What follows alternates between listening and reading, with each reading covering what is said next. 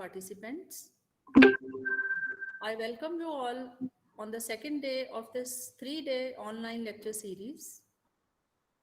We all have been concerned about different issues related to development. In fact, there is a prolonged debate going on about various aspects of growth as well as development. And human development is an important component of development which has only recently come to fore. The Global Hunger Index 2020 tells us that India ranks 94 out of 107 countries under serious category. That speaks volumes about the kind of development that is taking place in developing countries. Today's theme of this lecture series is gender and development. So there are various gender issues related to development because the benefits of development have not gone uniformly to all the genders. The women have been generally deprived of many developmental benefits, more so since the women are now simultaneously managing many fronts. We can even talk about various human rights that are not uniformly available to women, such as right to equality, right to property, right to education, right to employment, and even right to live. I'm sure that Professor Sharma will shed more light on such issues, and we also hope to get some valuable suggestions and lessons from him as to how development can be more meaningful and inclusive with respect to the genders. I take this opportunity to express my gratitude to the Postgraduate Department of Sociology, who have organized this very relevant event, and I am sure that the audience will be gaining a lot from the insightful views of our guest speaker today. And I express my gratitude to Professor S.L. Sharma sir for sparing his valuable time for us. I am grateful to the audience for their interest in the event and for making it successful. Thank you very much.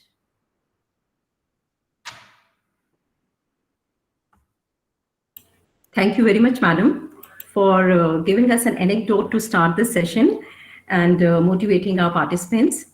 So thank you very much for sparing your time and becoming part of this event.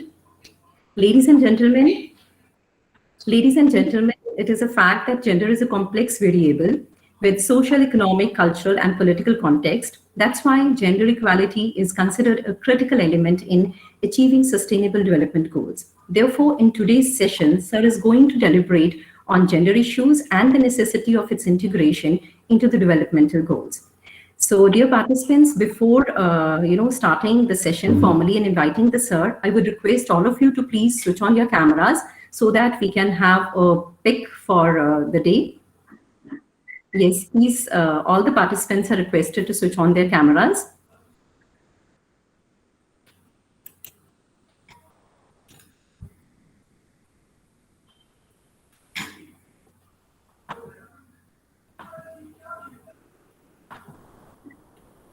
Thank you very much to all of you. Thank you very much. Now I formally invite our revered speaker, Professor S.L. Sharma, to begin with the session. Thank you, Dr. Bindu. Thank you very much, sir. Dogra, for your very kind words and the sentiments that you've expressed. I'm really touched by them. Thank you, sir. Before I get down to the theme of the day, I would like to compliment the principal of the college, Dr. Nisha Bhargav, for bringing all these laurels to the college.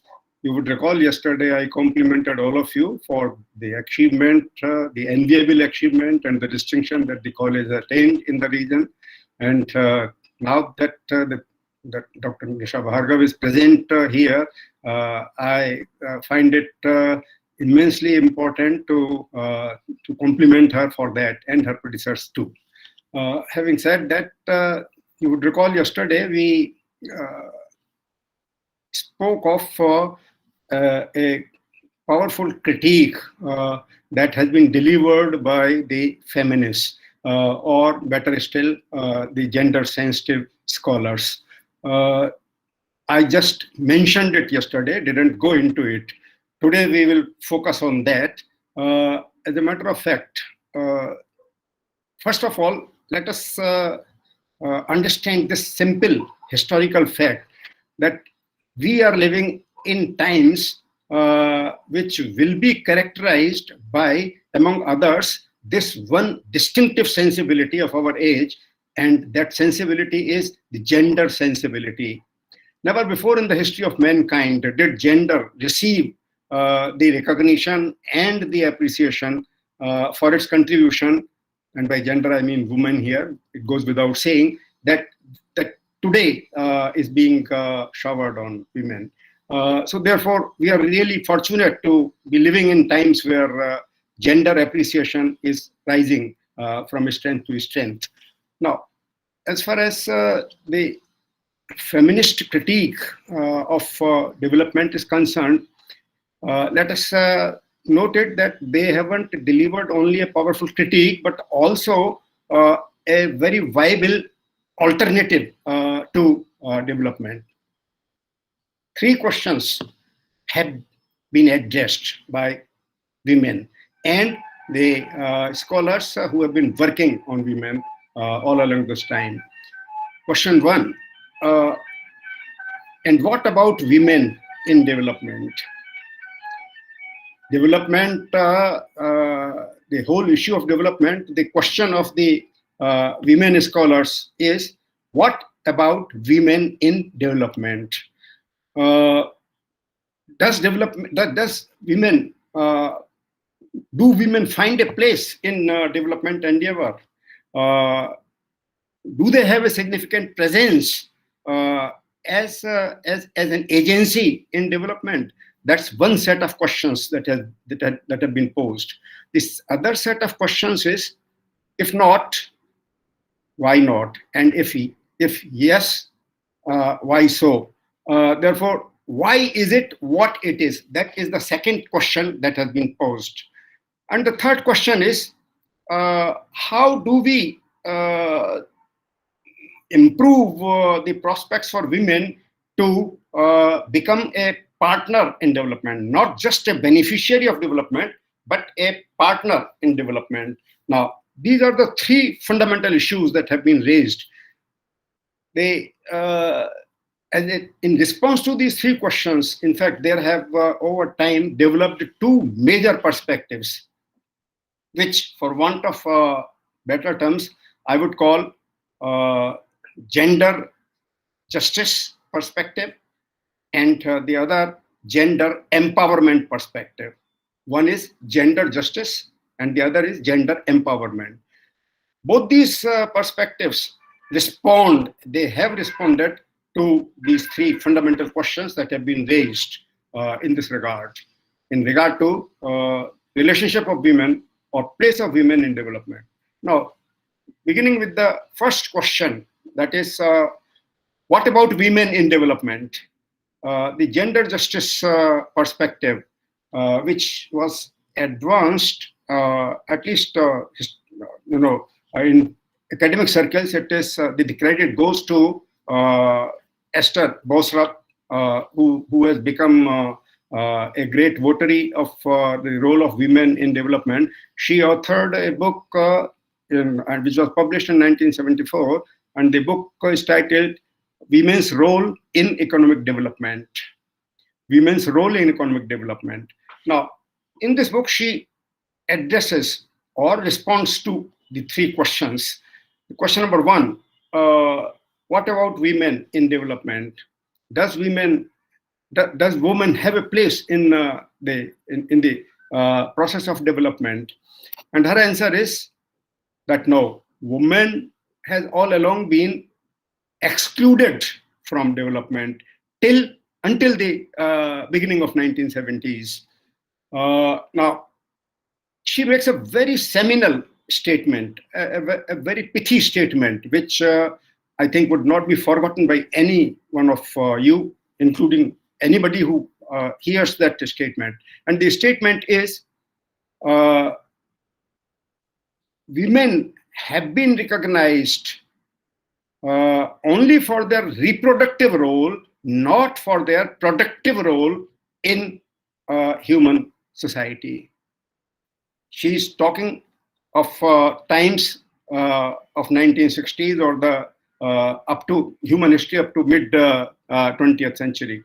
Now, and she says that woman has all along been, till that time, had all along been recognized only for her reproductive role as a mother, and not for her productive role, that is for her contribution that she has made to economy of human society.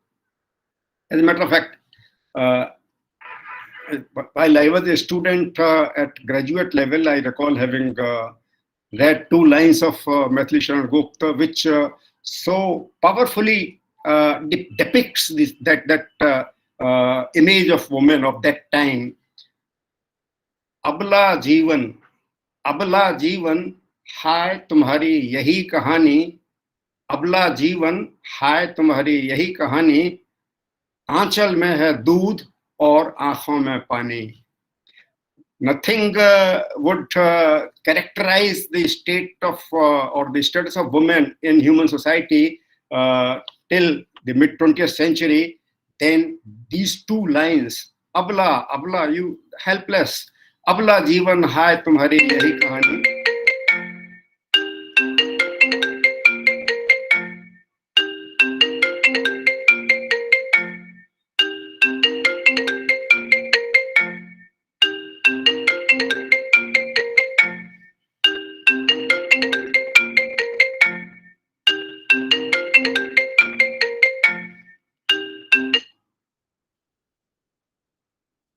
Hello. Yes, sir, you're audible. Sir, you're audible. Oh yeah. There was that ring. I don't know where. Yeah, from. it's okay, sir. It's okay. Okay. Right. So I was telling you that Maithili Sharan Gupta described the image of woman in a very seminal manner. Now, she, that is Ethras Bousrap, makes the same kind of observation. She says that woman has been known for her reproductive role only for producing children, not for her productive role, even as she has played a significant role in economic construction or development of the society. Now, as a matter of fact, she, on the basis of her work, the United Nations came out with a very powerful statement at that time, and the statement goes something like this: while women constitute 50% of human population, they contribute 2/3 of the work of the world. They earn only 1/10 of the income, and they own only 1% of property of the world. Remarkable proposition. This might not hold literally true today, but at the time, that is in the mid 20th century, when this statement was made, it made huge sense, I would say. I repeat the statement that UN issued on the basis of this work, because this was the essence of Bousrap's work. While women constitute 50% of human population, they contribute 2/3 of the work of the world, and they earn only 1/10 of the income, and they own only 1% of the property of the world. Now, given this situation, you can very well see that woman was largely, or I would say even hugely, absent from the development scenario. The first question, what about women? What about women in development? Bousrap's answer is nearly nothing. almost nothing for development. Women is excluded from development until that time.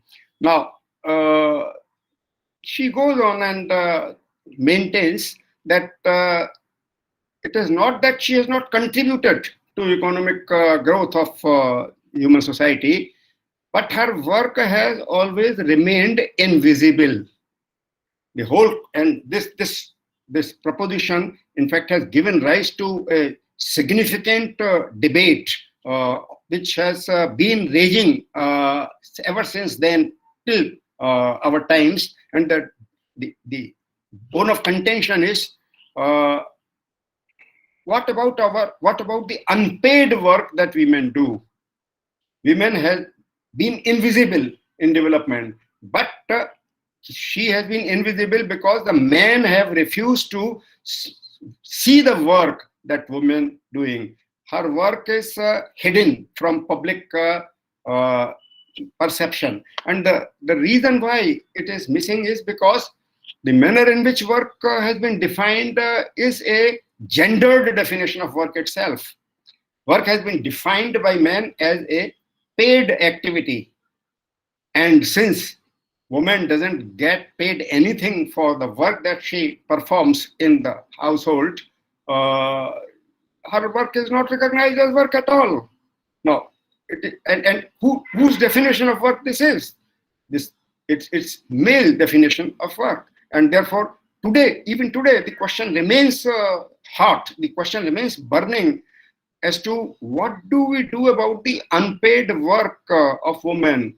I'm sure those of you who have been in touch with the newspapers in last week would recall one of the remarkable judgments by our court, in which the honorable judge has argued that he has given a judgment in favor of women for unpaid work. He says that the woman should be compensated for the work which has remained unpaid by the party which has perpetrated the violence on her. So the point that I'm trying to make is that this issue that was raised by Bosrup continues to engage the minds of the people till date. So work she performs, but as far as income is concerned, 90% of the income, not 90% today, maybe 70% of the income still goes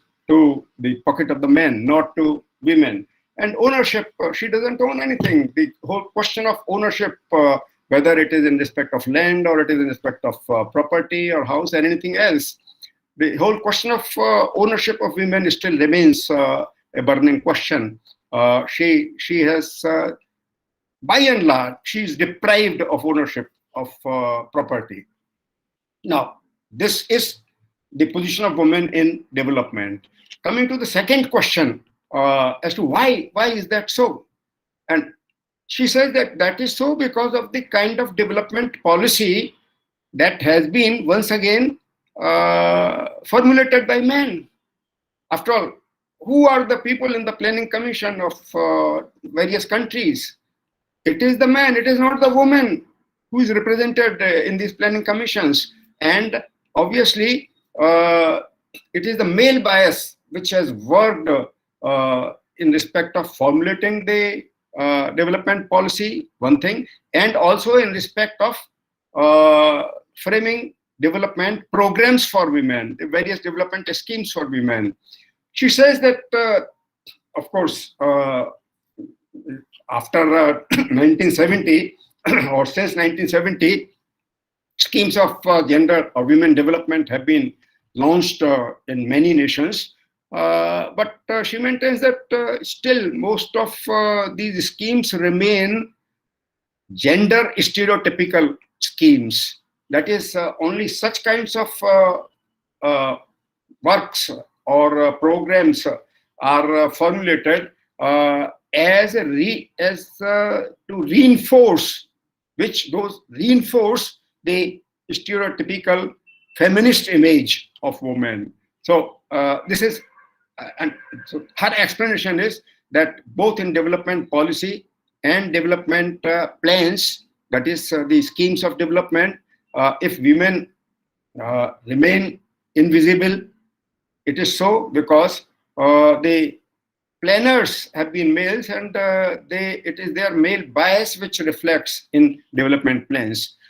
So it is not the women who are to be blamed for their absence in the planning or in the development planning. It is the male prejudice which is responsible for that. It's an important observation. Now, coming to third question. The third question is as to how do we improve the prospects of women in development? And Bosrop's answer is that what we have to do is to provide for her education and employment prospects in our development policy and development planning.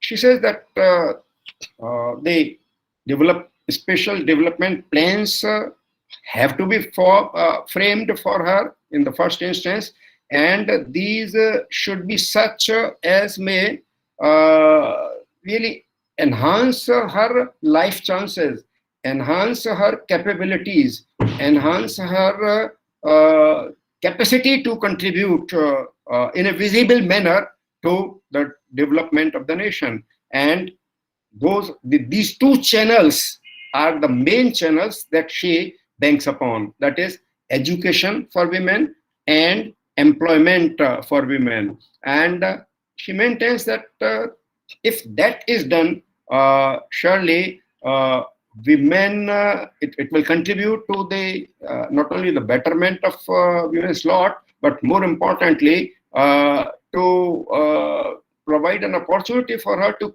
make more significant contribution to national development or social development. So this is the way in which Bosrop, or the gender justice, the whole, let me clarify it. What is the core of gender justice? Core proposition of gender justice.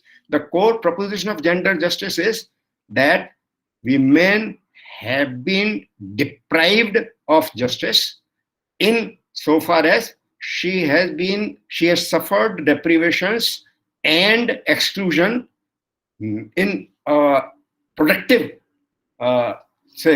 sphere, in productive economy, and therefore the crucial issue is to provide her the capabilities and the opportunities to make her valuable contribution to the development of nation and society. Therefore, it's important that the whole thrust of gender justice development is on parity, equality. In one word, gender equality. That she has suffered from inequalities. The society has all along been characterized by gender inequality, and it continues to be so even today, in spite of all these feminist movements and so on. The only matter of degree is there, but otherwise the situation is not substantively or let alone fundamentally changed even today. So the point is that the whole thrust of gender justice perspective is on gender inequality. Now, that is one position. This is gender justice perspective on women in development. Let us move on to the other perspective, the second perspective, which is extremely important, and that is, for want of better terms, known as gender empowerment movement or gender empowerment perspective. Now, in fact, there came about a radical shift in the literature on role of women in development with the appearance of this gender empowerment perspective. This gender empowerment perspective began with the works of two major feminist scholars. One, Moser. In fact, the first is really Molyneux, Molyneaux, Molyneux and second Moser. These two scholars independently as well as in collaboration worked to develop this perspective called gender empowerment perspective. Now, Molyneux, let us see what how do they address and respond to the three fundamental questions, the three crucial questions that have been posed in this regard. Question one, I remind you, what about women in development? Now, they both Moser and Molyneux maintain that there is something now. Their works appeared in 1980, so there was a gap, and until then, some schemes for development of women have been launched in various nations. So they now say that women is not entirely absent from the development scenario, that she is there on the development scenario. But this but is important. What we find is that she is still looked down upon, or she is still discriminated against. She is still, in a way, subjugated. Now, that's very, very important. There is a question of domination and subordination. So even as women find a place in development, however, they are concentrated in positions at lower levels of occupational structure in any society. Now their work, of course, is being recognized. They have become a bit visible. Their work has also become somewhat visible today than it was yesterday. Yet the fact remains that its significance is not fully appreciated, nor is it rewarded at the same terms at which the same work done by men is rewarded. So the whole question of wage differentials became important. Now, she indeed, that is Molyneux, did just a paper. You don't have to write a book. Even a paper can make historic importance or historic contribution. She authored just a paper with the title Mobilization Without Emancipation. Mobilization Without Emancipation. And in this seminal paper, she advances a very powerful argument, not only about the first question, but also about the other two questions. So in respect of the first question, her position is clear that all that we have is somewhat a little presence of women now in development than or as compared to earlier times. To the second question, why is that so? Why does she have only little presence? Why does she have? Why doesn't she have a significant presence in development even today? That's the question. And here she indeed delivers a critique of Bosrup's position itself. She says that it is not just because of male bias or tradition and so on. Her position is, her take is that women themselves have to blame for it. It is the women who are responsible for lack of recognition of their work, for lack of visibility of their work, for lack of appreciation of their contribution to economy. What makes her say that? She says that for whatever reason, be it centuries domination and subjugation of women, be it cultural conditioning, be it whatever, women have reconciled to the fate of that subjugated or subordinate position vis-a-vis men. And therefore she maintains that it is not because of male bias, but it is because of two reasons. One, as far as the social structure is concerned, it is capitalism, the capitalist economy. She says that the reason why woman has still a less visible position in development is because our whole development endeavor is capitalist in nature. It is capitalist.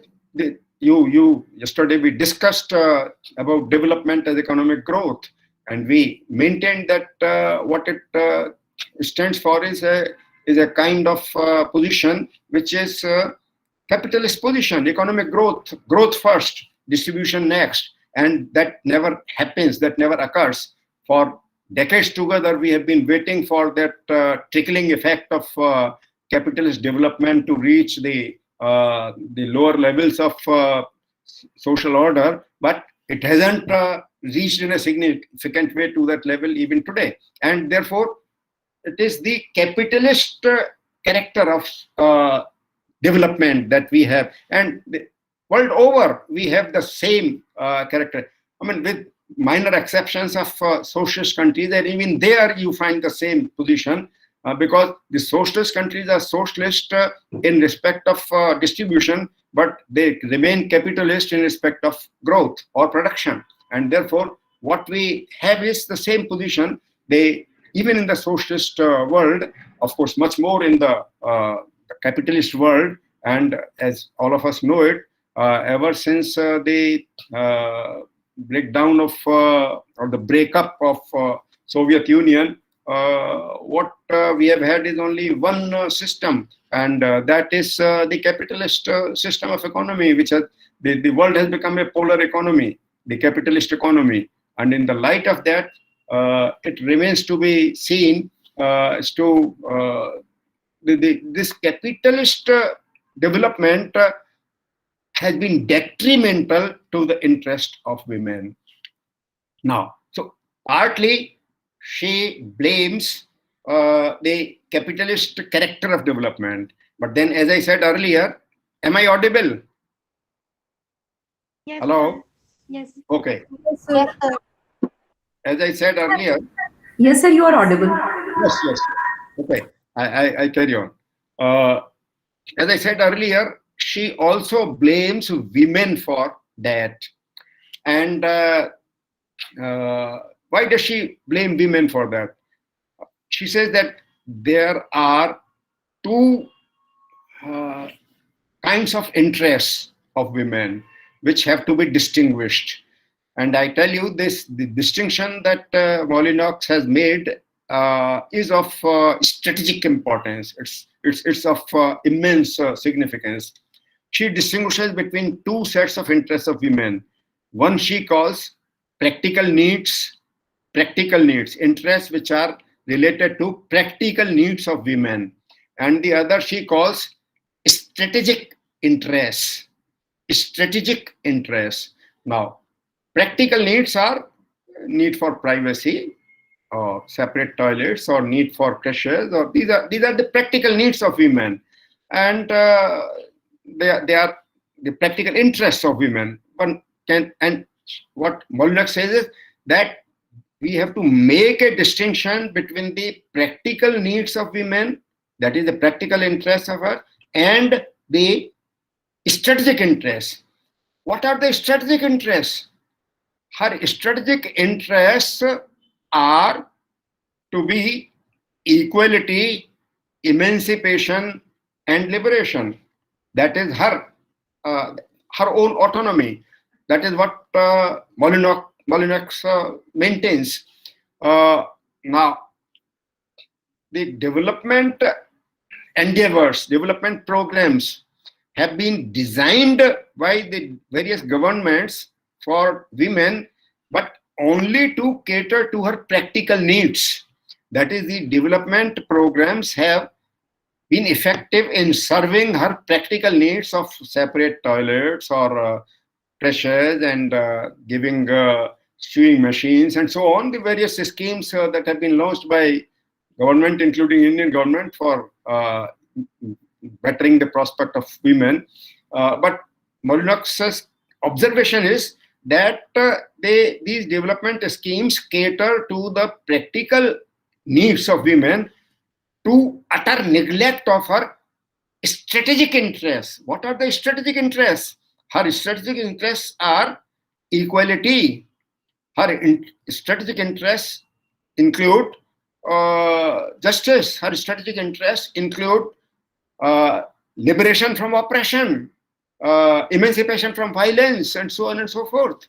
Those are the strategic interests. And Molyneux maintains that there is nothing in those plans, in those schemes, in the development policies that provide an opportunity to women to acquire the status of an agency and autonomy to be herself. So this is the critique critique and the alternative explanation that Molyneux provides. She provides a critique of Bostrup's position, who blames it on planners, and at the same time she offers her own alternative explanation, and that explanation is that it is this obliteration of the two sets of interests, the practical needs and the strategic interests, which account for it.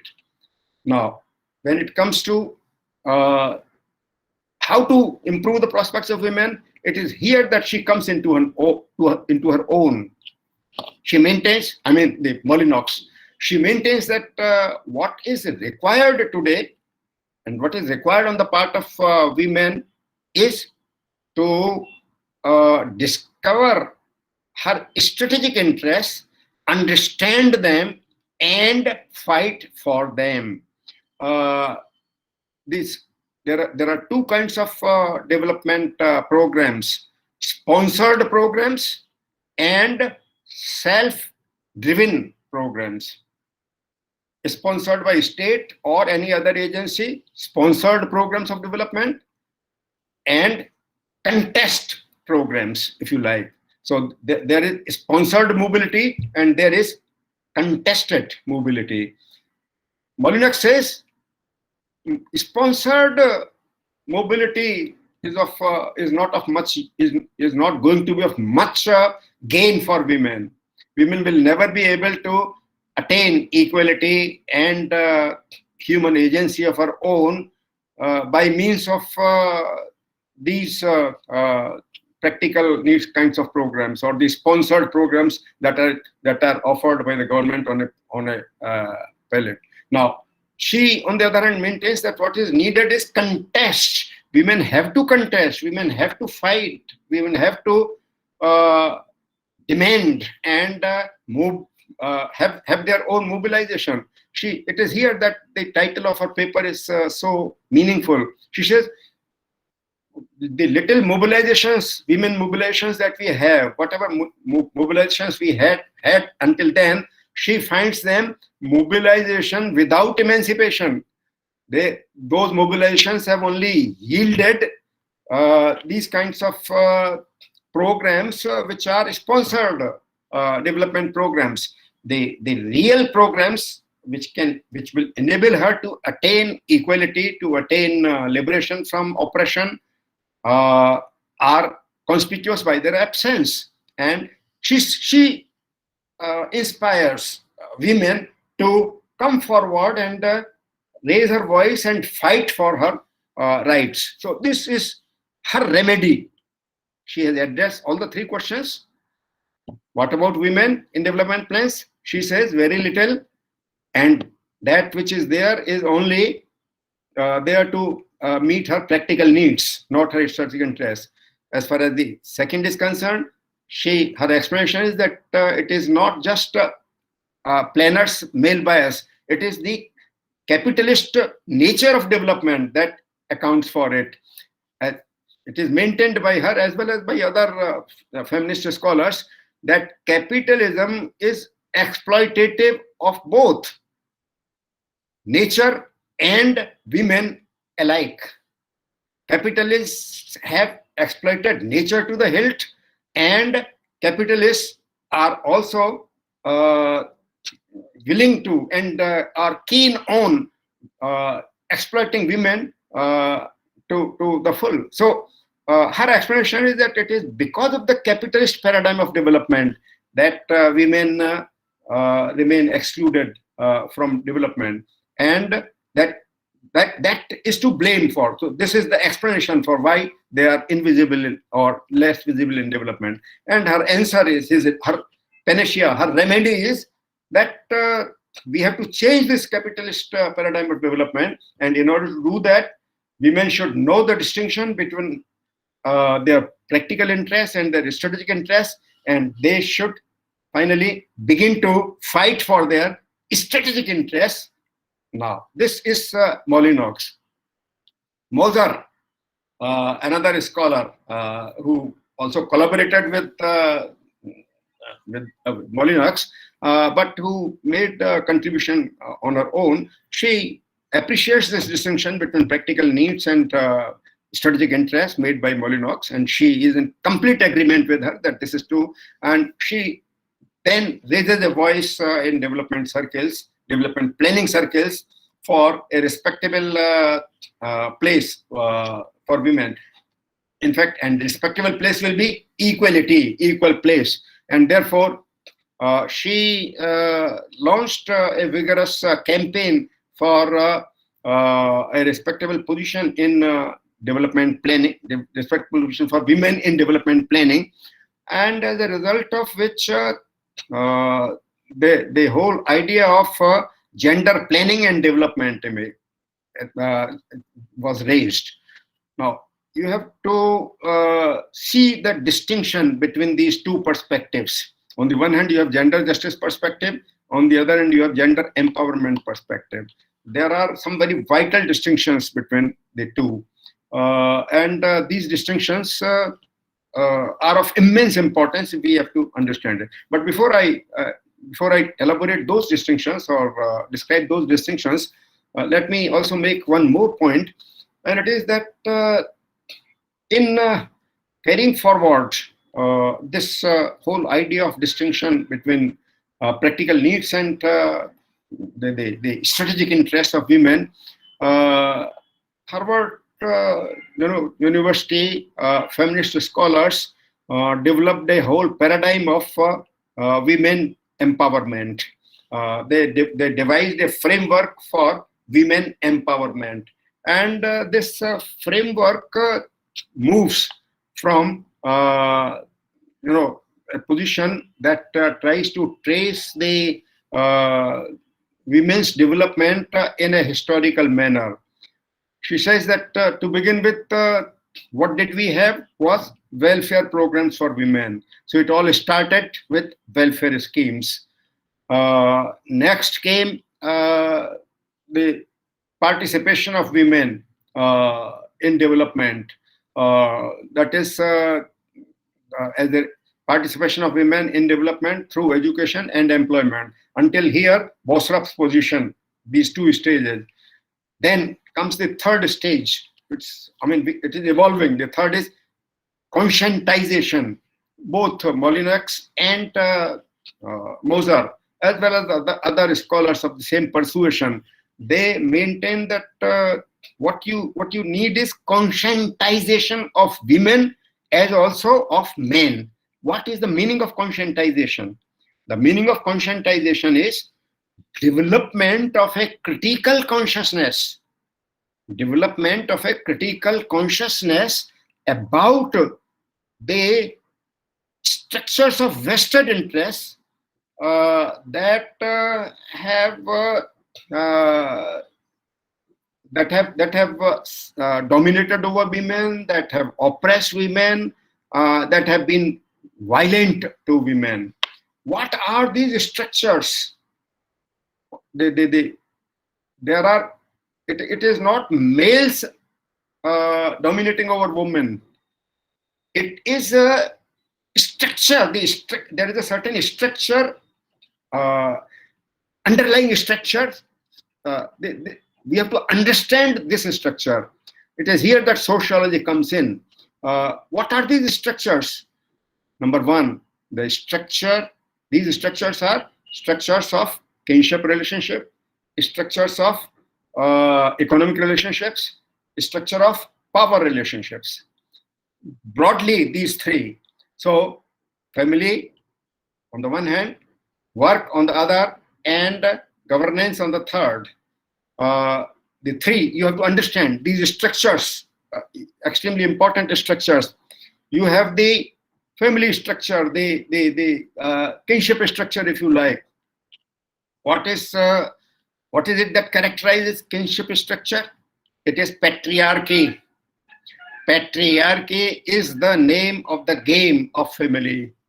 Now, patriarchy is this patriarchal structure of the family is the one which Molyneux, Moser, Eason, many more, Collins, number of scholars, feminist scholars, they raise this question of patriarchy, and it's an extremely important question.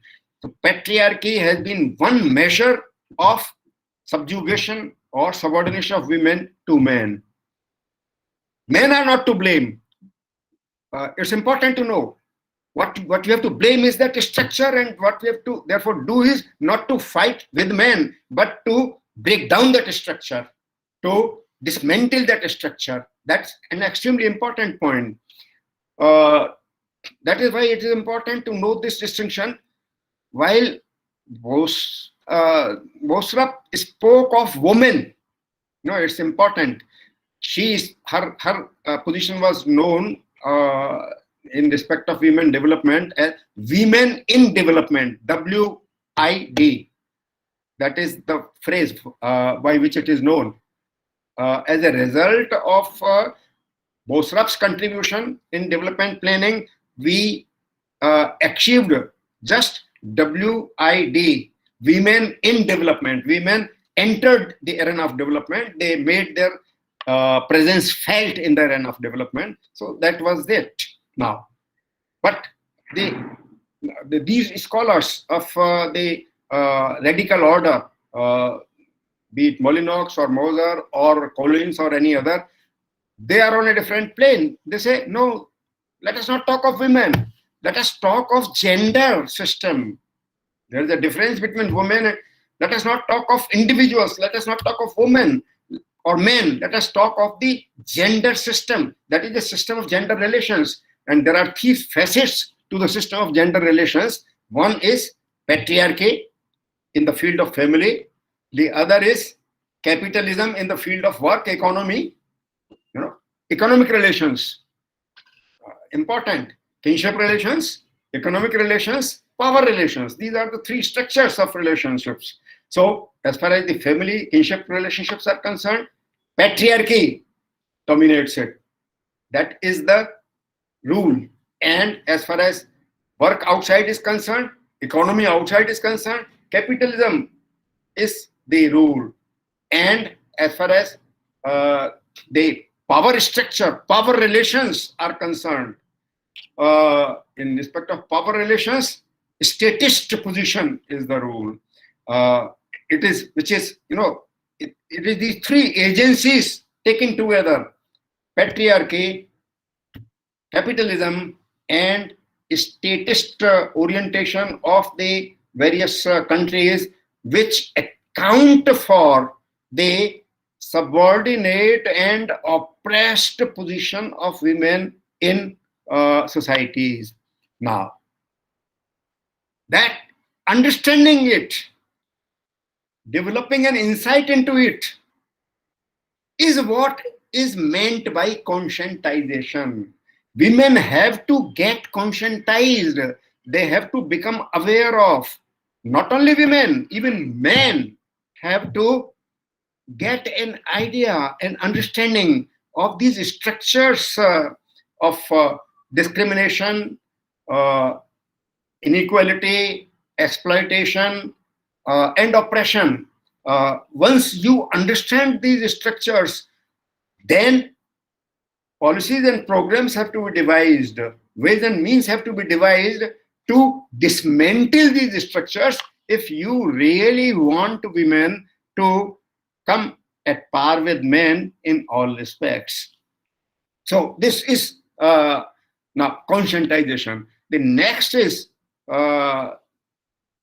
it's important, the next one is control over what? Control over her own body. We are going into the stages, 5 stages they have identified. The first one, welfare stage.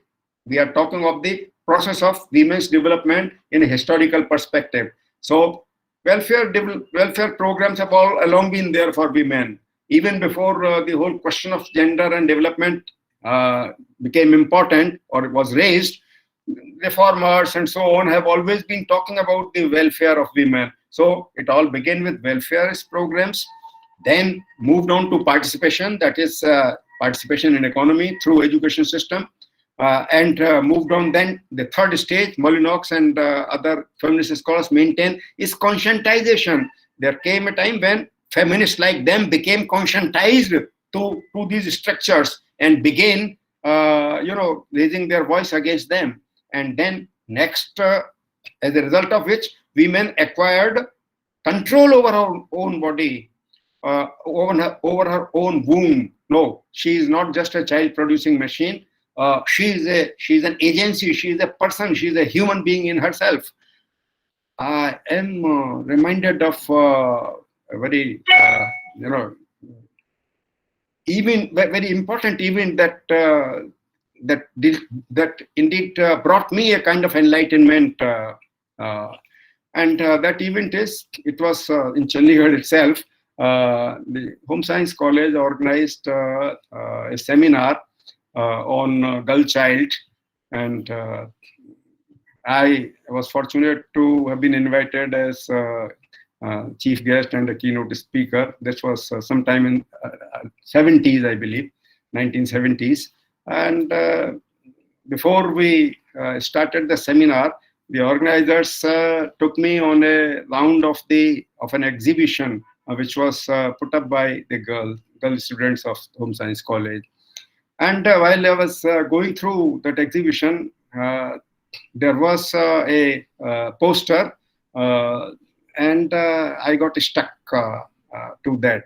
The poster was simple, a portrait of a girl, and at the end of it, at the bottom of it, there were just 2 lines. One, the first sentence, please don't look at me as a girl. Note it. Please don't look at me as a girl. The second sentence, I want to be myself. Myself underlined. I want to be myself. Don't look at me as a girl. Don't look at the sex. Don't view me from or through the gender prism or sex prism. Look at me as a human being. I want to be myself. I have some innate capabilities. I have something in me as much as you or anybody else would have. And therefore, this message, and I have cited it at many occasions. I'm never tired of citing it, because that is what brought to me the sort of enlightenment about the whole question of gender. I want to be myself. Now, that is what Molinox and her other associates have been arguing for. They say that you have to be yourself, and you have to have control over your own body. You have to be yourself. Now, it's before I go into other things.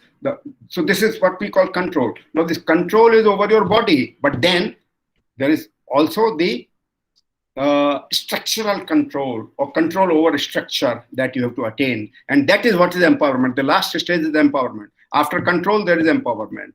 So the stages are welfare, participation, conscientization, control, and empowerment. Empowerment means feeling effective and acquiring a kind of mastery over not only your own fate, but also on these structures and on others. See, there are 2 kinds of control. One is controlling your own body, your own actions, your own behavior. That is one one sphere of control. The other sphere of control is controlling other sections, controlling the institutions. Now, what they are good for, what the women empowerment or gender empowerment scholars argue for is this kind of empowerment, that women should find a situation in which they have control not only over their own bodies and actions, but also on the outside institutions and structures of power as men are having. So why women are deprived from them? Now, you have to note here one more important distinction. While the whole thrust of Bosrup's contribution was on economy and therefore on equality in economic sphere, the whole thrust of the gender justice perspective is on power structure, power relationships. That what we have to change is not only economic structure. It's not just a question of wage differentials for men and women. It's not just a question of exclusion of women from economy. It's also a question of exclusion of women from polity, from power structure. And polity doesn't mean only the state polity. Power structure is there in the family. Power structure is there in the workplace. Power structure is there in the society. Power structure is there at the state level. Now, what they, like Bosrup, the scholars who subscribe to this gender empowerment perspective, they try to show how women have been excluded from the power the domain. If you take, just for illustration, take India's case. What do we have? Take the representation of women in Indian Parliament. It began with a bare 8% to begin with, then moved on to about 12%. Maybe now it might have reached 15%. I am not aware of the latest position, but I am aware of the position until 12. Total 12% of the parliament is represented by women. Now, what is this if not exclusion of women from power structure? And the same holds good for state assemblies. The same holds good for lower level organizations. And, even in Gram Panchayats, in spite of representation or in spite of reservation for them, I would say 33%, it remains at that level. It hasn't reached 50% and so on. So what you have to understand is that exclusion of women from power structure is the real and the core issue as far as the gender empowerment analysts are concerned. Now, therefore, what is the remedy that they propose? As I said earlier, the remedy that they propose is you have to discover your own potential, your own capability, your own agency. Each word is important. You have to discover your own agency. You are an autonomous agency. Now, what does that mean? एक शेर हाजिर है जो आपको इस बात को बहुत इफेक्टिवली, बहुत असरदारी के साथ कन्विंस करा देगा इस सिचुएशन के बारे में। नजर ने नजर से मुलाकात कर ली, नजर ने नजर से मुलाकात कर ली, रहे खामोश दोनों मगर बात कर ली। बात यही नहीं खत्म हो रही, बात यहाँ से शुरू हो रही है। जमाने में उसने बड़ी बात कर ली। किसने? खुद अपने से जिसने मुलाकात कर ली। Therefore, the need is to meet yourself, to discover yourself, to understand your own capabilities, your own talent, and your own innate gifts that are divine gifts to you. You have as much of them as the boys or the men, and therefore it's important for us to first understand ourselves. Now, it is not only the shires who have said it. Even in our own tradition, we have this kind of understanding and expression. I am reminded of a Sanskrit shlok, which says more or less the same thing in a different manner. Yasya naste atma pragya, yasya naste atma pragya, shastra tasya karoti kim, yasya naste atma pragya, shastra tasya karoti kim, लोचनाभ्याम विहीनस्य दर्पण किम प्रयोजनम. यस्य नास्ति आत्म प्रज्ञा, जिसके पास आत्मज्ञान नहीं है, जिसने अपने आप को नहीं पहचाना है, जिसने अपनी सामर्थ्य को नहीं खोजा है, जिसने अपनी प्रतिभा को नहीं पहचाना है. यस्य नास्ति आत्म प्रज्ञा, जिसने आत्मज्ञान हासिल नहीं किया है, अपने आप को नहीं जाना है, अपने आप को नहीं पहचाना है. शास्त्र तस्य करोति किम, शास्त्र उसके लिए क्या करेंगे. कबीरदास कहते हैं, पोथी पढ़ पढ़ जग मुआ, पंडित भया न कोय. पोथी पढ़ने से, किताब पढ़ने से आप पंडित नहीं हो जाएंगे, विद्वान नहीं हो जाएंगे. आपको अगर अपने आप को एम्पावर करना है, सशक्त बनाना है, तो जरूरत किस बात की है. अपने अंदर झांकने की, अपने आप को पहचानने की और अपने आप को आजमाने की. इसलिए यस्य नास्ति आत्म प्रज्ञा शास्त्र तस्य करोति किम, जिसके पास आत्मज्ञान नहीं है, उसको शास्त्रों का ज्ञान क्या करेगा. ठीक वैसे ही जैसे लोचनाभ्याम विहीनस्य दर्पण किम प्रयोजनम.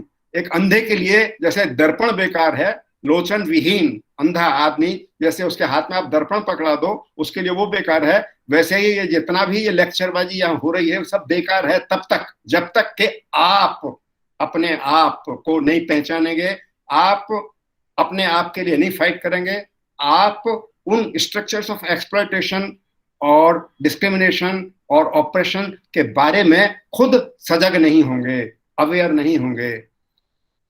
ये एक आपको कंट्रास्ट दिखाता हूं मैं. एक और ये है सिचुएशन. उस कंट्रास्ट को दिखाने के पहले एक बात और बता दूं. ये नहीं है कि आप की महत्ता कम है, आप उतने ही महत्वपूर्ण हैं, बशर्ते कि आप अपनी महत्ता को पहचान सकें. और उसका सीधा सा तरीका ये है. एक और शेर अर्ज है, मैं एक दरिया हूं. वुमेन, मैं अपने आप को एक वुमेन मान रहा हूं. मैं एक दरिया हूं, क्या कम है ये मुकद्दर मेरा. मैं एक दरिया हूं, क्या कम है ये मुकद्दर मेरा. रास्ता खोजता रहता है समुंदर मेरा. समुंदर तभी बनता है जब मैं अपना योगदान देती हूं. इसलिए मुझे कम मत आको, डोंट अंडर एस्टिमेट मी. इसी बात को कंक्लूड करते हुए एक आखिरी शेर और अर्ज करता हूं आपको, और ये आपको बताएगा कि इसका मतलब क्या है. और ये जो पहले महिला की जो चित्र आपके सामने पेश किया था मैंने,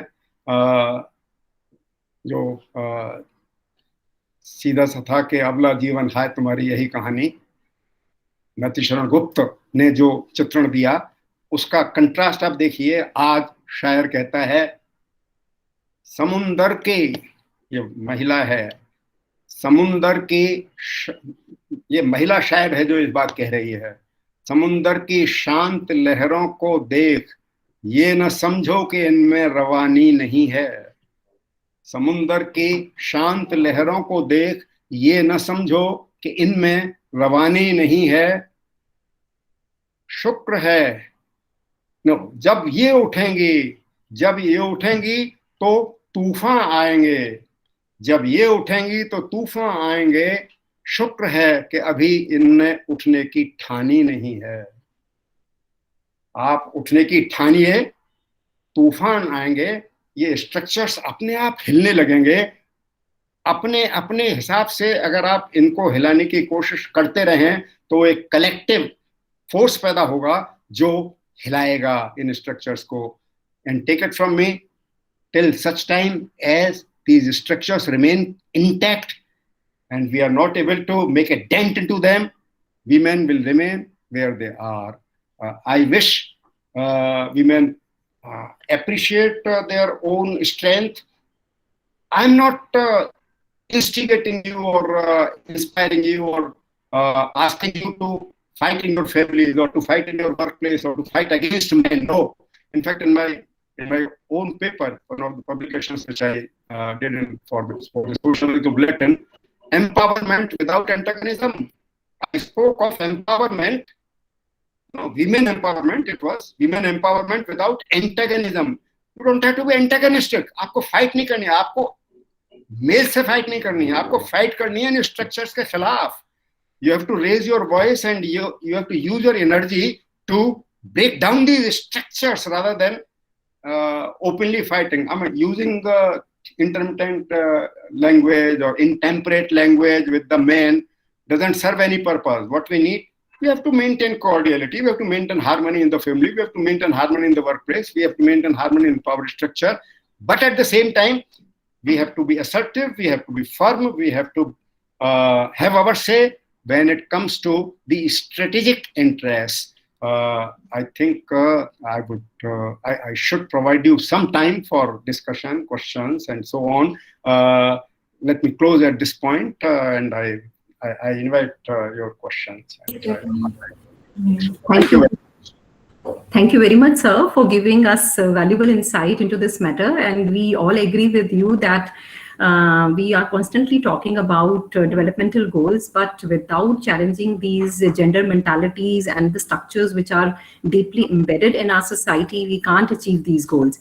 So I think consciously or subconsciously, we are following these mentalities, and they are arresting the true potential of women to participate in these developmental projects. So definitely we have to work for the gender justice as well as for the gender empowerment. So thank you very much, sir, for giving insight into this. And now I'm opening this session for interaction. And dear participants, please feel free to ask your questions or any observations you want to make. And in case you are not in a position to, ask audioly in audio way, you can write it in the chat box. And the questions may come also on yesterday's presentation if there are any. Yes, definitely, sir. Yes, dear participants, if you have any question, please come forward. Good morning, sir. Yeah. Yes, Yes. Taruna. Okay, Taruna, you can ask.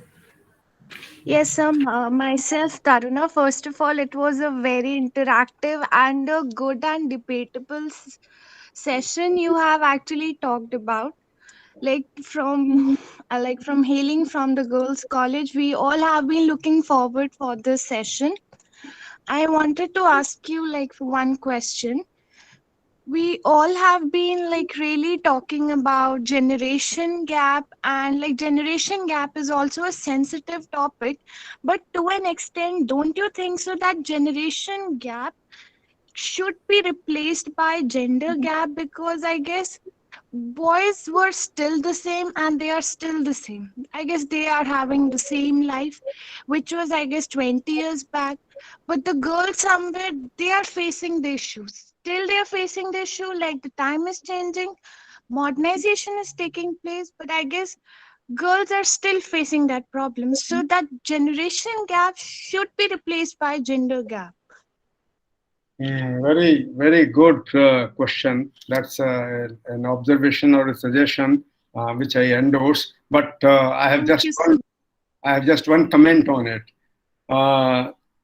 No, in the lexicon of development, that is in development language, gender gap doesn't refer to the same kind of thing to which generation gap refers.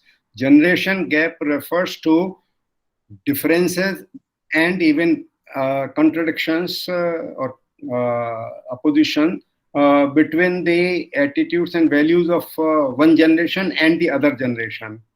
Here, when we are talking of gender gap, we are not talking of gender gap in that sense of the term, in which the generation gap is used. Because when it comes to that, the attitudes and values of the males are also the same as that of the females. So there is no gap as far as attitudes and values are concerned. It is not that the males are more modern and women are less modern or traditional. No.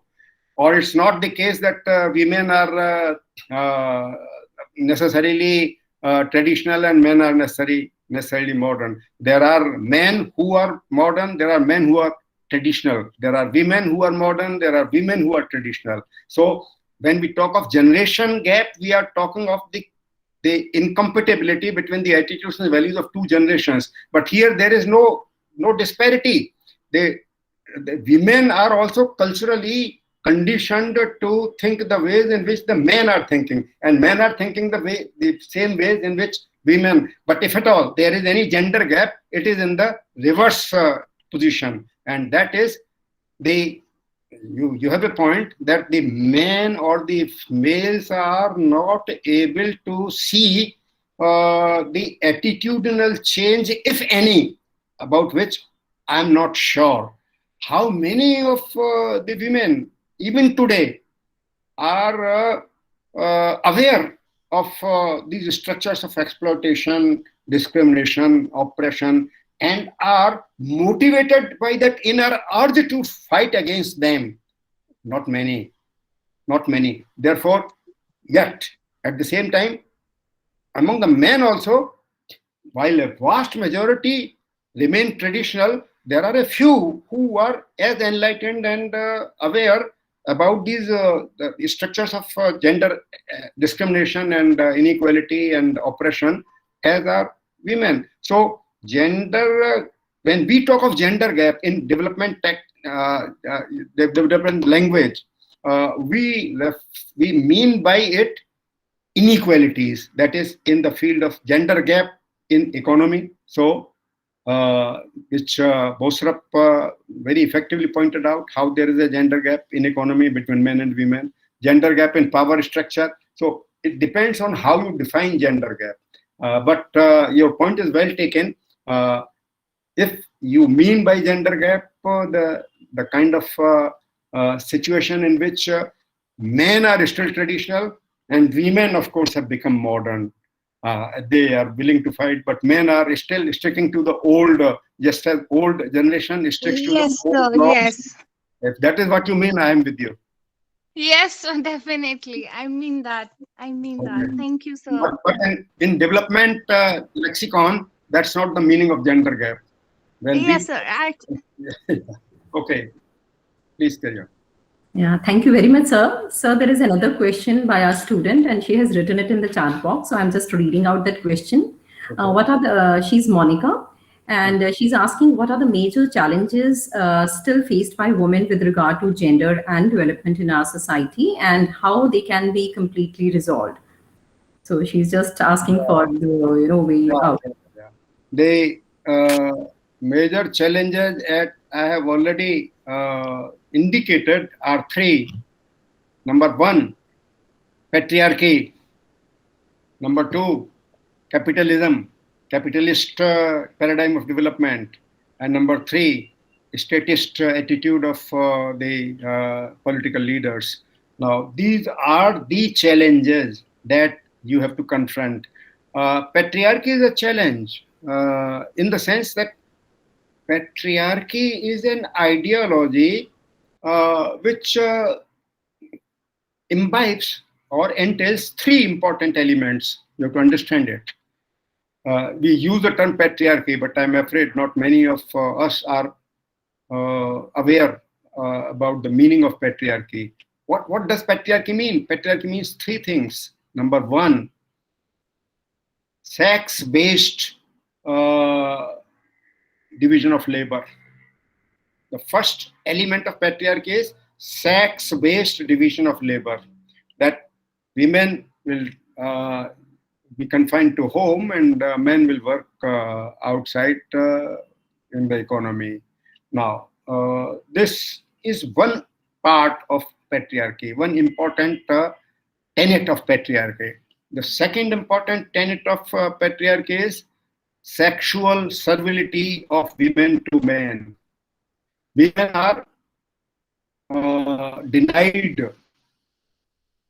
freedom of sexual expression.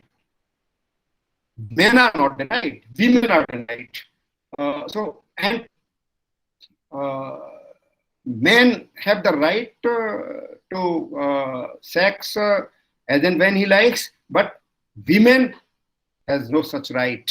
Now therefore there is, and a woman, not only that she doesn't have any such right, but she has the duty to submit as and when the man asks for it. Now, this is sexual servility is second important element of patriarchy. And the third important element is the power subjugation, the power structure. That is the dominance and the decision making. In simple words, the decision making is with the man, and women has no place in it. Women have no role in it. So it is these three important elements of patriarchy which you have to understand. Patriarchy prevails not only within family, it also prevails outside the family, in the community, in society, in various ways, because that is what the members of the community expect you to conduct yourself like. So my answer to the question is, you have to fight, you have to understand patriarchy, fight it out. That is your challenge.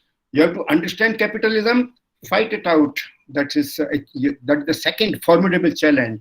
You have to understand the power structure and power deprivation of women from the structure, and you have to fight against the state. Reservation, I give you one simple example.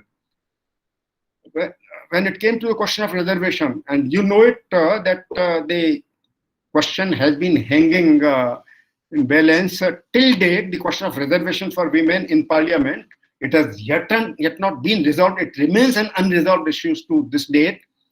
What more can be a patriarchal attitude on the part of a state than to keep this whole simple thing of representation of women and power structure at an equal level hanging till date?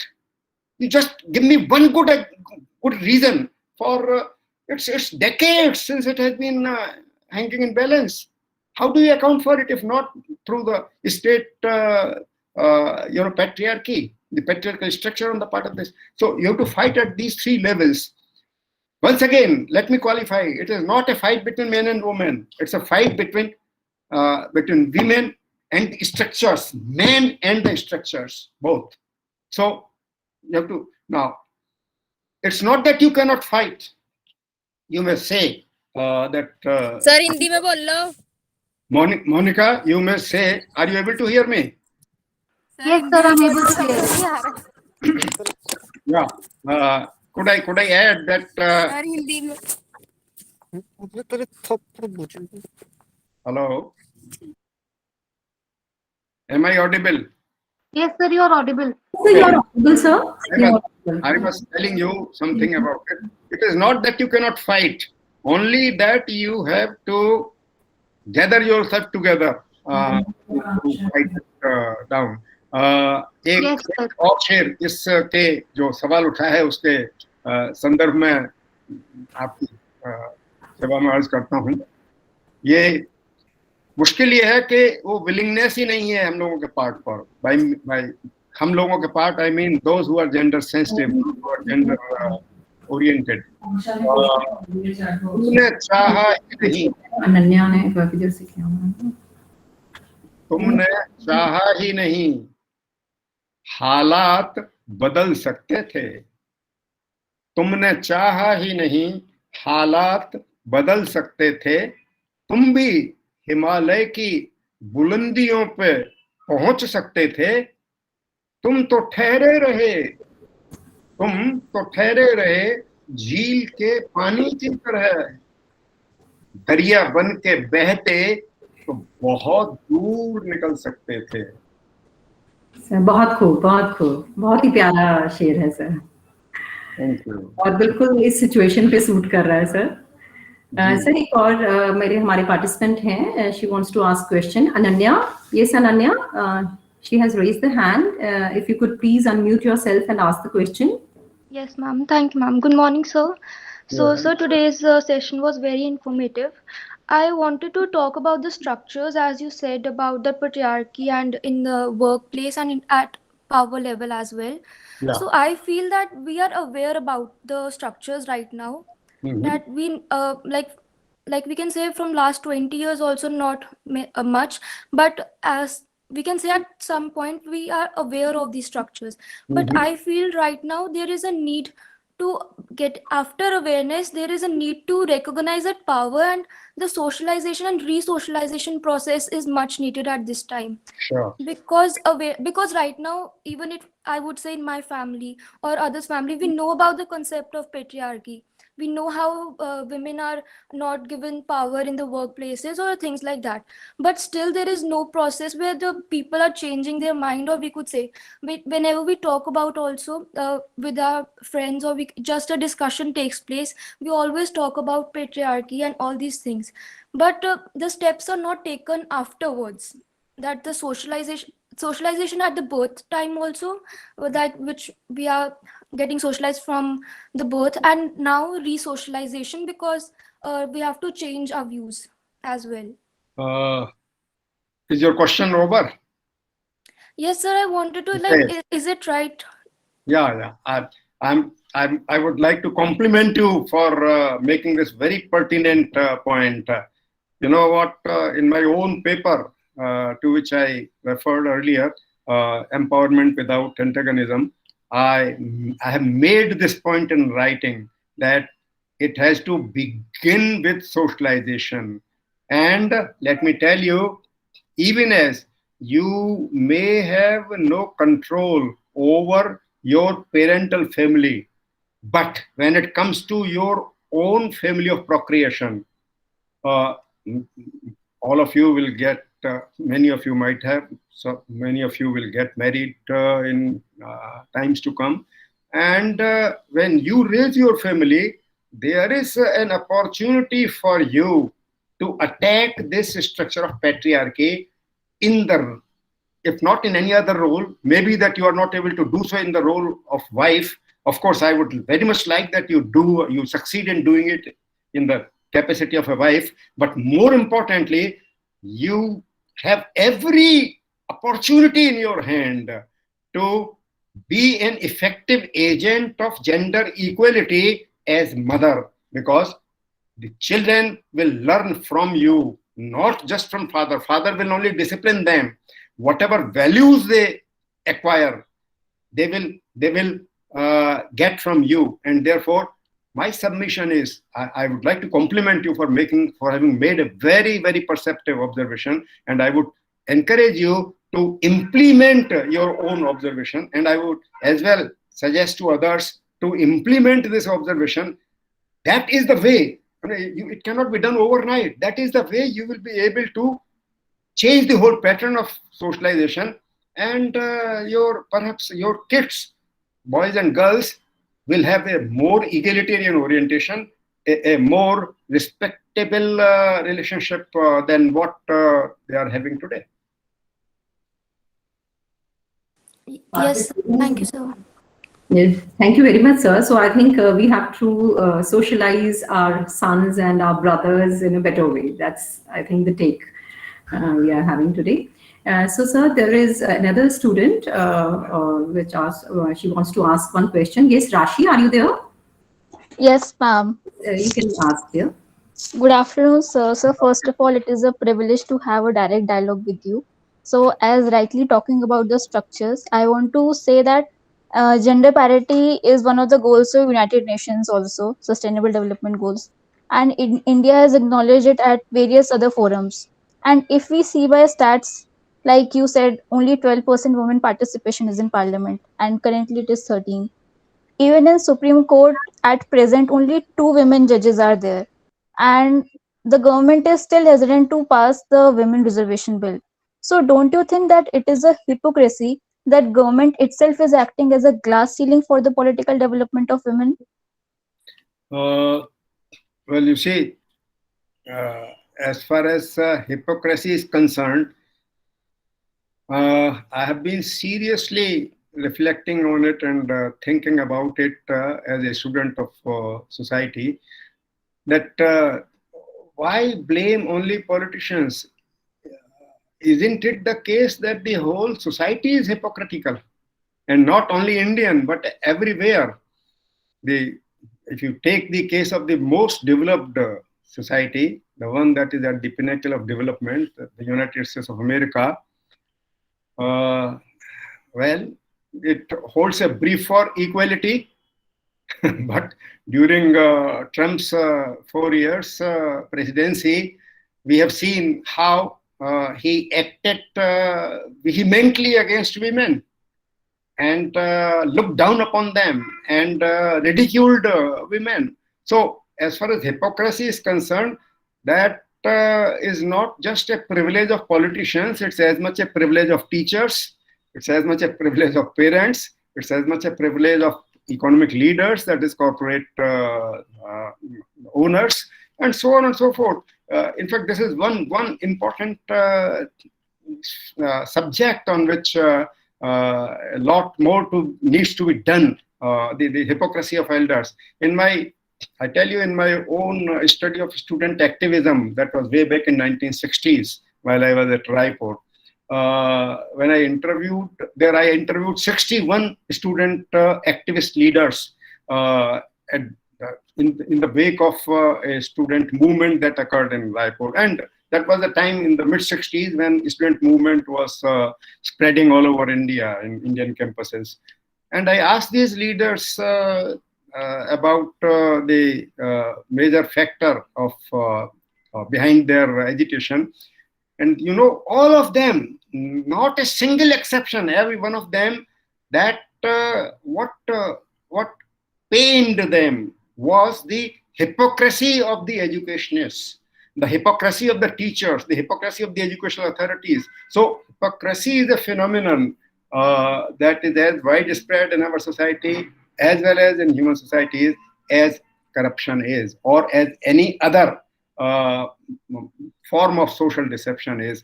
You cannot have a society which is totally trustworthy. These deceptions will always be there. So even as there is hypocrisy there, what we have to do is to, in a way, expose this hypocrisy through our writings. Just as you have exposed it now, you should also write to the newspaper. You should also write that. I mean, I for one fail to understand, and I am on the same wavelength on which you are. That I can't understand what, number one,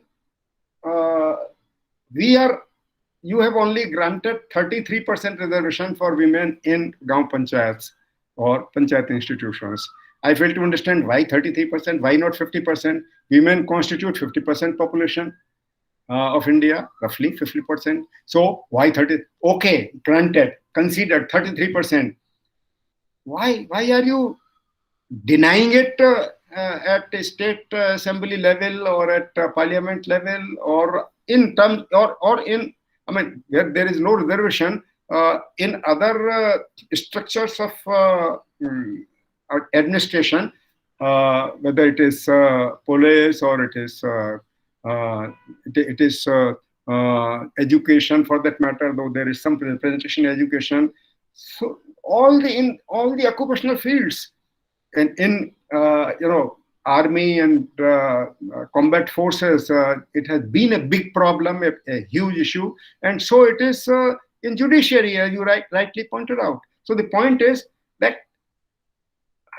why should the government, the parliament, be so adamant on not accepting this modest demand of reservation if they really mean gender justice?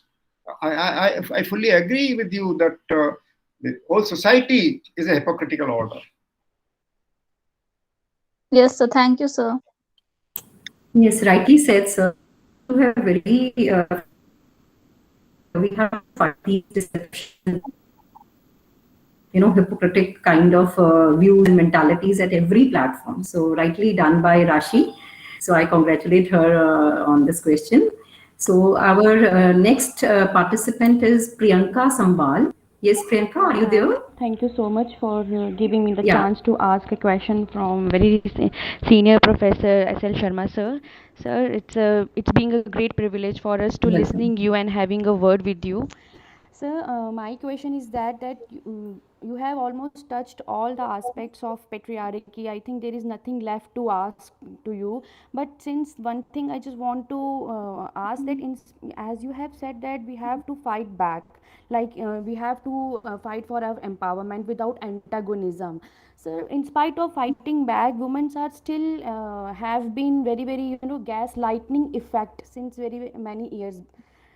So the mindset of women being like the one woman is enemy of another woman, the gaslighting effect is very prominent in these days, which cause so many hurdles and obstacles in terms of their fighting battle with the patriarchal system. So sir, please shed some light on it, that how women especially look after into it in this How particular women? Please how, repeat it. yeah, I just want to know that how women should maintain, how women should tackle with the patriarchal system being gaslighting. Like I have read somewhere that gaslighting is a very sensitive issue. Mentally, they are manipulating each other and having their mindset already in their mind that we have to subjugate. हमें ऐसे ही रहना है, हमारा समाज ऐसे ही कहता है, हमें ऐसे ही करना है, हमें सब सिखाया जा रहा है लाइक. तो ये जो अगर हम माइंड में यही सब लेके चलेंगे तो how we would fight back with the patriarchal system. You say, Excuse me, sir. There is a similar question of this kind by Archana. She is also saying that sometimes women are creating barriers for other women. So they are restricting the development of other women. So how should we, handle it? This is the question. I think quite similar to what Priyanka has asked. Yes, ma'am. good. Very pertinent questions. I deliberately avoided making a mention of it, lest I would have been accused of as a male chauvinist. It's good that the question comes from the floor, and at least two of you have posed this, and many more might be having this question in their minds. It's very right. As a student society, we know it that cultural conditioning is an important factor. There are indeed two major factors that account for this mindset of women. One is economic dependency, and the other is cultural conditioning. These are the two vital factors. Economic dependency is important in respect of large masses of women in India. I mean, we know it too well that only a small section of women of her kind are there in employment and professions. A large majority of women is still out of the public economy, if I may use that word. Now, given this scenario, the first problem is the dependency of women on men, and men not only inside the family, but men outside the family. So it is dependency scenario, which somehow disables her to fight. And even where this economic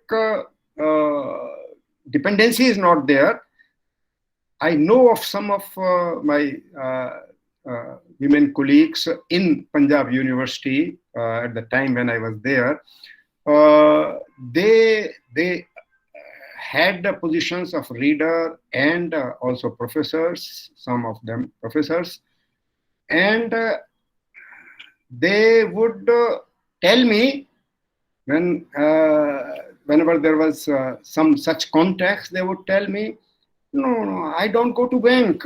My husband takes care of my account. They have opened an account in their name, but they would not operate it themselves. They will leave it to the husband to do it for them. So the husband knows how much you have in your balance and what all is happening with you. Now the point is that what accounts for this subordination of women to men, even in the educated section, professionally employed section of women. What accounts for it is that cultural conditioning. That is why I use that term, cultural conditioning. So now, what we have to do is that we cannot. There are only two ways in which we can do it. Education, that is female literacy, is one powerful mechanism. Coupled with, that is extremely important, coupled with your own role as an agency in socializing your kids. So at least the new generation, the coming generation, you are fighting that structure of authority or male authority, not directly but indirectly by making your daughter and your son aware of this situation and imparting to them a sensibility of equality, a sensibility of mutual respect, a sensibility of not bossing over one another.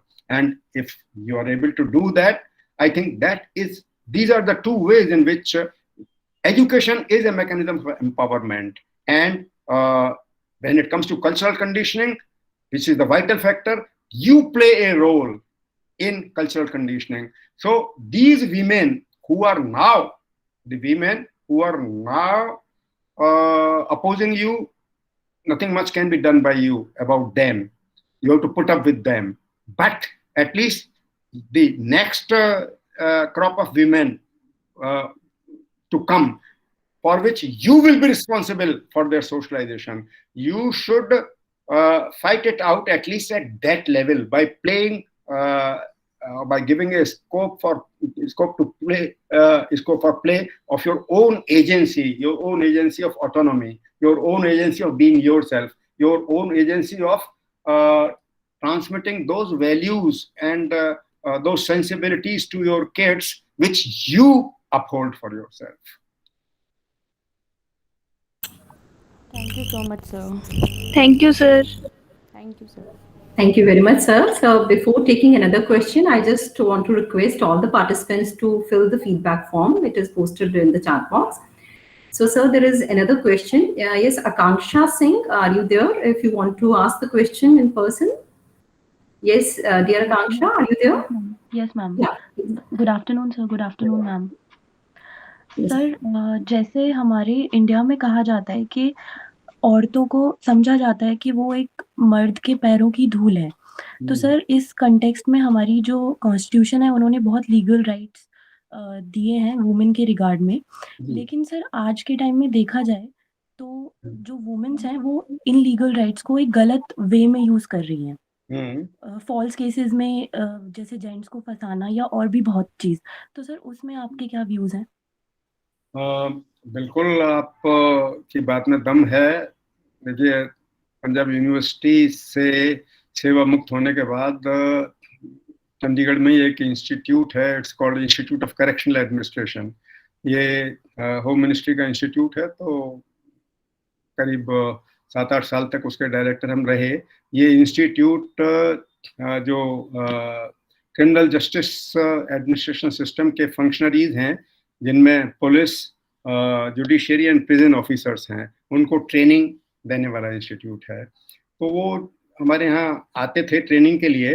तो हमें ये बात जो आप बता रही हैं वो 100% पता है कि कॉन्स्टिट्यूशन में जो भी प्रिविलेजेस हैं, जो भी जस्टिस सेंसिबिलिटी है, वो बराबर है, पर इन एक्चुअल ऑपरेशन वो नहीं दिखाई पड़ती, इम्प्लीमेंट नहीं हो रही है। उस की वजह बड़ी साफ है कि सब जगह मेल डोमिनेशन है, जो टोटल एनवायरनमेंट है वो मेल डोमिनेटेड एनवायरनमेंट है, और यही वजह है कि वो ऑपरेट नहीं हो पाती।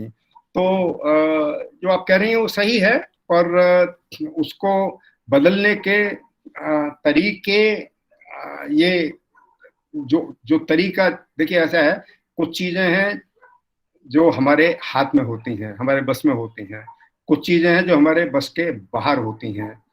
आमतौर पर हमारी टेंडेंसी ये होती है कि जो चीज हमारे बस के बाहर है उसे हम बदलना चाहते हैं, और जो हमारे बस में है उसे हम बदलना नहीं चाहते, उस पर हम ध्यान ही नहीं देते हैं। तो मेरी अपनी अप्रोच ये है कि हमें उस चीज पर ध्यान देना चाहिए जो हमारे बस में है, और उसको बदलने की कोशिश करनी चाहिए। जो हमारे बस में नहीं है उसको बदलने के लिए हम अगर इनडायरेक्टली कोई कोशिश कर सकते हैं तो जरूर करें, पर उसको हम बदल नहीं सकते। ये जो देखिए बदलने की बात है ना, उसको बदलने के लिए पहले आपको जमाने को बदलने के पहले खुद को बदलना पड़ेगा। इस पर, चेंज पर, बदलने पर एक शेर अर्ज है, क्योंकि आपने चर्चा की है तो सुन लीजिए आप। कुछ लोग हैं जो वक्त से पीछे पिछड़ गए, कुछ लोग हैं जो वक्त के सांचे में ढल गए, कुछ लोग हैं जो वक्त का सांचा बदल गए। हम चाहते हैं कि आप तीसरी कैटेगरी में आए, जो वक्त का सांचा बदलें। ये जो जेंडर हायरार्की है वक्त की, उसको जेंडर इक्वलिटी में बदलें, पर उसको बदलने के लिए पहले आपको अपने आप को बदलना पड़ेगा। आपके बस में जो कुछ है, आपके कंट्रोल में जो कुछ है, आपके सिर्फ कंट्रोल में जो कुछ है, पहले आप उसको बदलने की कोशिश करें। वहां आप बदल सकते हैं, पर आप वहां कोशिश ही नहीं कर रहे। तो जरूरत है, charity should begin at home. Thank you very much sir आपने बिल्कुल सही कहा कि हमें ये जो तीसरा सांचा है वो बदलना पड़ेगा, और जब तक हम उसे नहीं बदलेंगे तब तक हम आगे के जो भी हम डेवलपमेंटल गोल्स अपने सामने रख रहे हैं वो हम नहीं अचीव कर पाएंगे।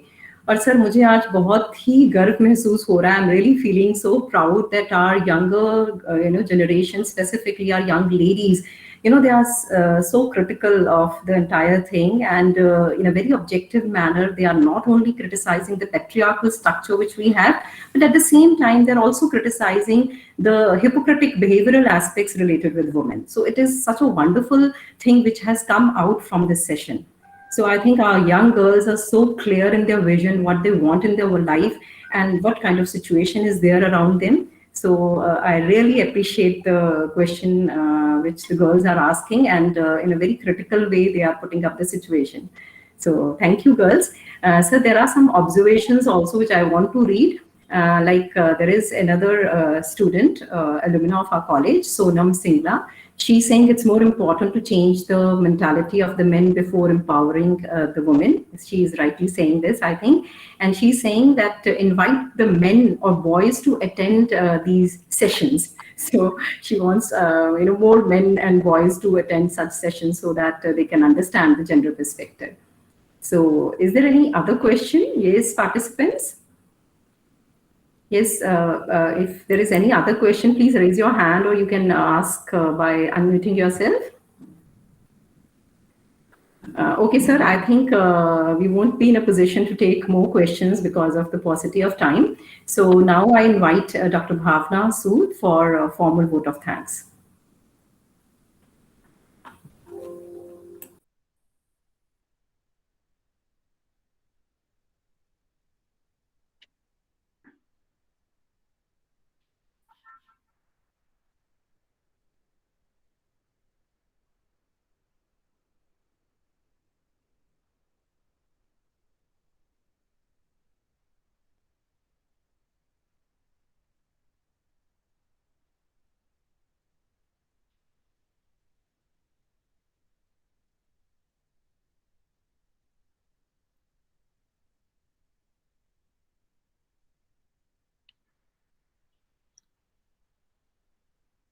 Is there some technical glitch? Because I am not hearing anything.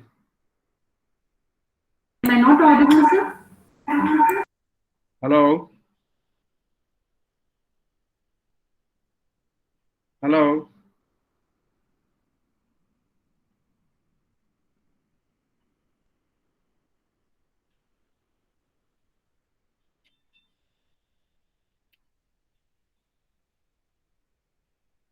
Hello.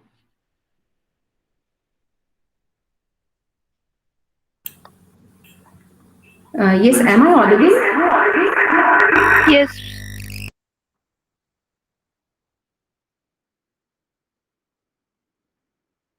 Sir, just a minute.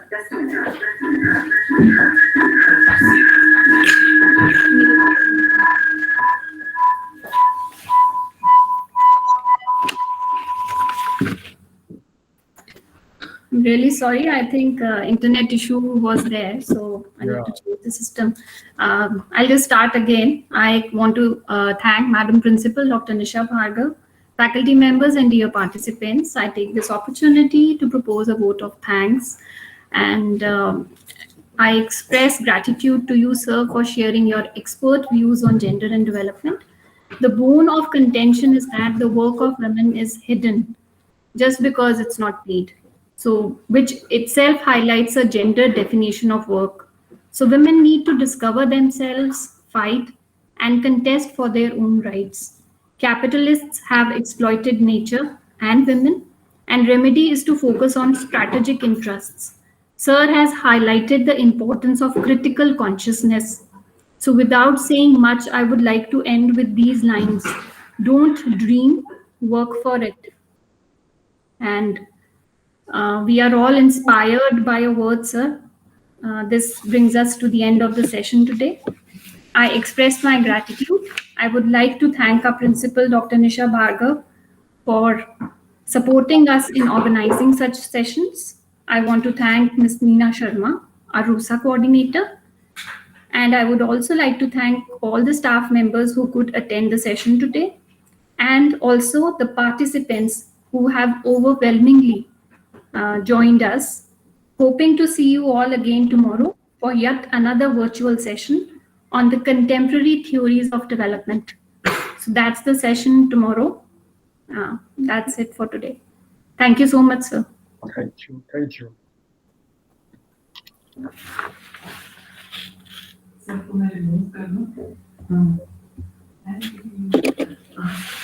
Participants to fill the feedback form before meeting. I'll just request all the participants to fill up the feedback form. Thank you so much. You'll have to leave the meet before we end the meet.